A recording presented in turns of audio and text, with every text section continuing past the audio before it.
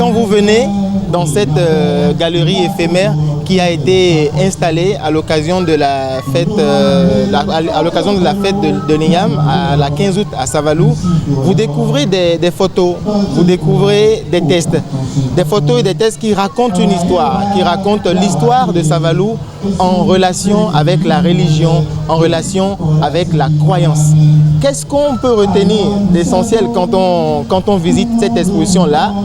Quand on visite cette exposition, on peut voir combien de fois Savalou et ses rois, ainsi que tout le peuple, a été résilient.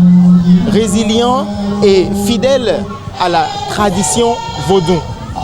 La tradition vaudou est très ancrée à Savalou et elle est restée très vive jusqu'à aujourd'hui. Ça, c'est l'œuvre de la résilience des rois de Savalou qui n'ont jamais laissé la tradition traîner dans la boue. Et dans cette exposition, on montre une première partie qui met en valeur les divinités et les croyances vaudou. Après, nous passons par les fractures qui ont été imposées par la colonisation et donc l'arrivée du christianisme qui a beaucoup influencé les traditions, mais malgré ça, le vaudou est resté présent.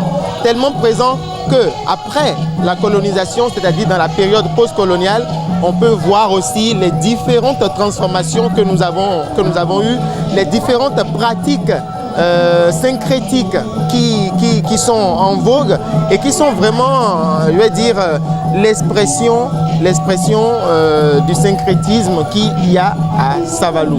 Quand j'avais visité la galerie, j'ai vu beaucoup de choses.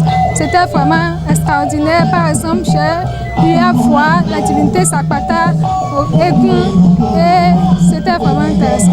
J'appelle la population béninoise à venir à Savalou visiter tout ce qu'il y a. C'est vraiment bien.